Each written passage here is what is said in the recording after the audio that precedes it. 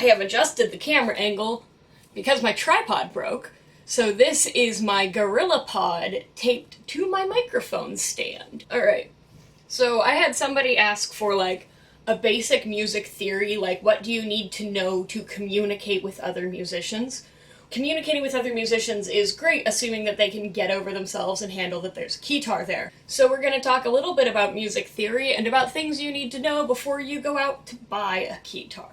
Music theory can just kind of be like a big yawn fest, and I have a difficult time presenting it in an entertaining way for an extended period of time. I'm just not that good at it. So, today we are going to play which keytar to play for this video. Don't want to play the Edge because it's got all black keys, it's hard to see. This one. Oh, fuck. Okay, so here's like a life hack. Fucking strap locks. Get some. Get some on your goddamn keytar so that every time you pick it up, it doesn't fucking do that. Comment, don't swear because it doesn't make you look cool. I don't need to swear to look cool. I already look cool. That's the point of the undercut. Okay. So. Alright. I should have done that like 10 months ago. Midnight. Meaty kitty. Where did you put... Midnight, where did you put my iPad? Midnight sometimes plays my iPad. There's a game called Catfishing. She likes playing that. Come here. Yeah.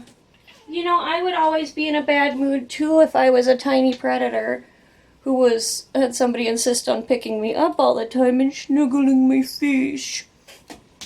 Okay, today we are gonna play the Vortex Wireless 2 through the Korg VolcaKeys, which I just turned on without meaning to, via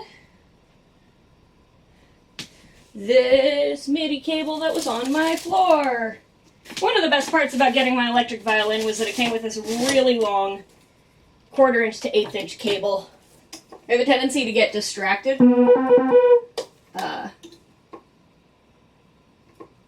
Oh. Right, you don't want to work, do you? Okay, so it's definitely, if anybody has scientific help here, it's definitely reading the MIDI signal, because we have the light showing up there, but it somehow does not know how to convert the MIDI signal into sound, even though this is working fine. What am I doing? How did I get here? Which is a bummer because the VolcaKeys sounds cool. Cool, so we are gonna, instead of using the VolcaKeys, have this huge pile of MIDI dongles. So we are going to go back to the old school style.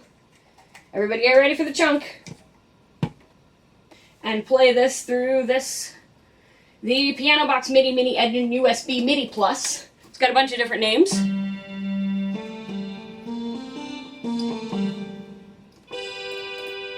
Why is my pitch bend not working? But my drums are. Okay. The cat has not taken over my spot. Look at that. Look at that angry face. I had to drive like 90 minutes to go to another store in the chain of stores that I work at to get this Beanie Baby because it looks like my cat. Look at that. So it knows that it should be controlling volume here, but it's not controlling volume. Okay, so this one's drunk too. I don't know if maybe it's just my Vortex is sending out bad MIDI messages, but whatever. Let's put on all the reverb. Oh! My iPad is out by the TV because I was using it to track my progress on the Wind Waker randomizer. Duh. Sweetheart, I don't want to sit here.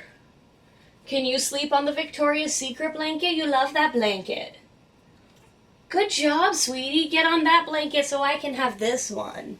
Now that we have wasted an actual 10 minutes of me setting up the Keytar, we're going to go into the actual music theory. So to communicate with other musicians, you do want to know, like, certain statements and phrases, and once you know these, you can build on them, you can do your own research. I mean, you could do your own research and look up these, and actually I'm assuming you did that, and that's how you're at this video, so good job. But you'll be able to research outside of what I present on this channel and learn more. I actually went over this in one of my really early videos. It's called like 2 minutes of music theory, but we're gonna make this way longer because back in the early days of this channel I was trying to keep everything like really short. And then at some point I was just like, what if everything is half an hour long? And it's been working okay. So, the notes having letter names is a convention that was come up with before the letter J existed. So note names predate J, so you don't have any excuse to not know them. So we're gonna start on C. If you want to know why we're starting on C, that is because modern day music, we tend to base around like the major scale of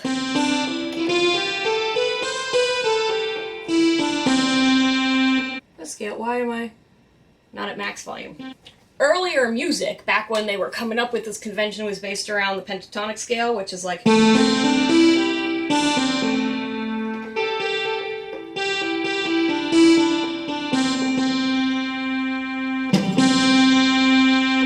you can, have fun on the pentatonic scale. It's a really easy one to noodle on. That's a side note. But so the pentatonic scale is where we get A natural minor from. But whatever, where are we going with this? You got these two black notes. To the left of that is C. Then you go C, D, E, F, G, and then it loops back to A, B, C. C, D, E, F, G, A, B, C. If you don't have that memorized, pause this video, make sure that you're not on 4G when you thought you were on Wi-Fi. Go look at this, play it up and down a couple times until you really know that, because that is where you need to get where you can be like, oh cool, that's a D. Like, I can't hear that and say that's a D, because I can't hear very well anyway, and I definitely don't have perfect pitch. But I can look at it and be like, oh, it's in between these two flats, and therefore it's a D. And the advantage that we have on the keyboard that you don't have on the guitar is that on the guitar, all of the notes, all of the frets look pretty much the same, but here, every white key has a different shape. And then the black keys are all named as like a derivative off the white keys. The other notes are the sharps and the flats, or the accidentals. The first accidental to be come up with was B flat. And it's B flat because here's B, and you go down, and that's B flat. And that was to avoid the tritone, which is the most dissonant of all intervals.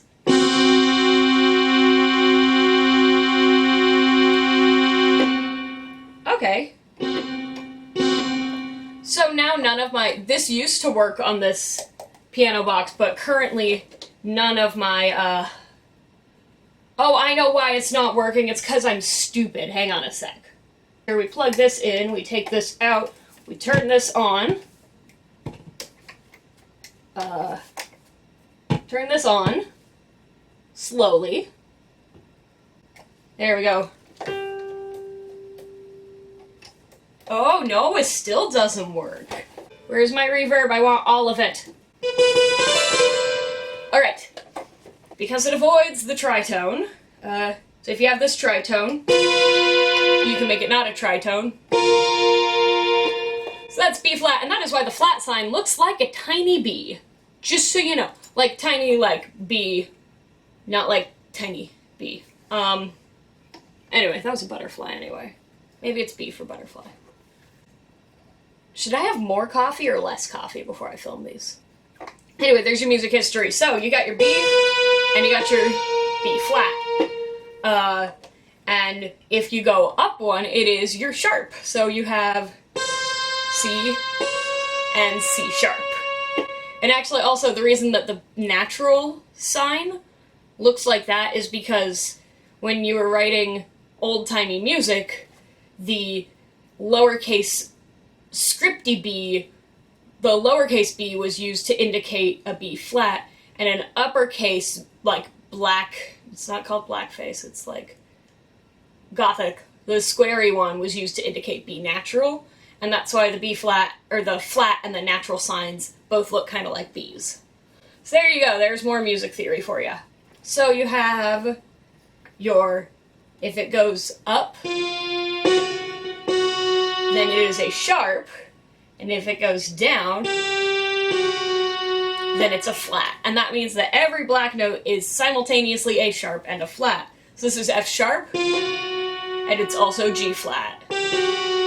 And you use either one depending on how convenient it is. G, A, B, C, D, E, F sharp, G, because otherwise I'd have to go C, D, E, G flat, G. And so that's kind of awkward. But if we're doing like an F scale, you have F, G, A, B flat, C, because F, G, A sharp, C puts two A's in a row. So then you get two major scales. I've been playing several major scales, and you probably know what they sound like because it's the do, re, mi, fa, sol, la, ti, do. Or, if you're in Brazil, do, re, mi, fa, sol, la, si, do. Shout out to Brazil. And to understand how a major scale works and how you communicate that to other people and figure out what a major scale is, you have to understand the difference between whole steps and half steps. So if you take the C, and you go to D, you skipped your C sharp, so you went. So that is a whole step. But if you only go halfway there and you don't skip the sharp, then it's a half step, because you're halfway to. And that is true anywhere on the keyboard. So a whole step up from B is C sharp.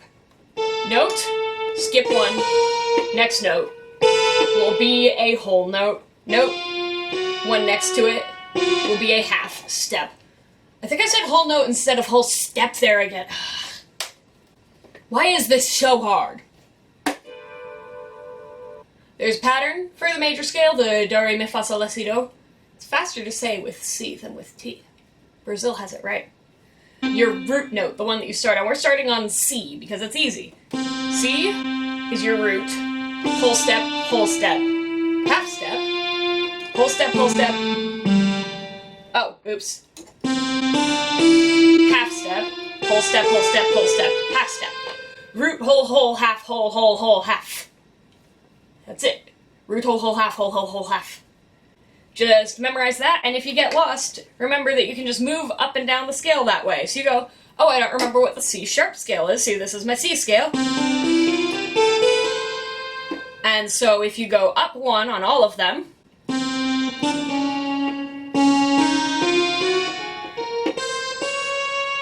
and then you can just keep going up.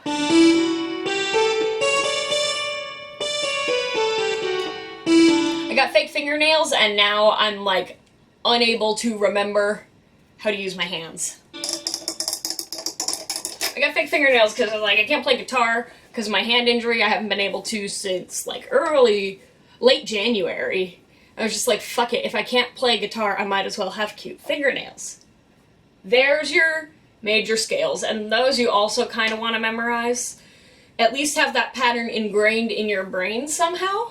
So when you're bored, just play those until they become kind of second nature. They don't have to be like solidly second nature, like maybe third and a half nature, but pretty familiar. Coffee time. And it can help just to do the first 5 notes a lot too, because that way you have 5 fingers. So.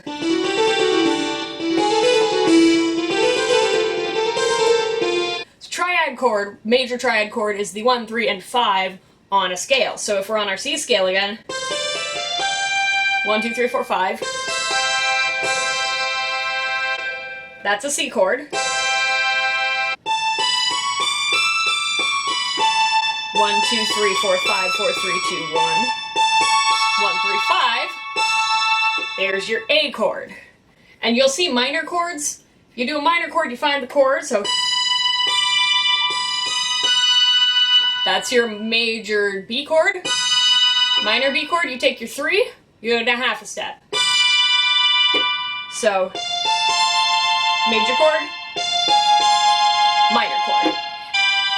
So that is how you figure out chords so that you can talk to other people. If you can't figure them out or you're having trouble with that, it is a good idea to count out chords, but if you're ever stuck, just Google it. Just Google G chord on piano. Somebody will have a resource for you. So that is all the music theory that you really need before you're able to go out and talk with other musicians. Let's go over that summary again, because heck if I remember where we started.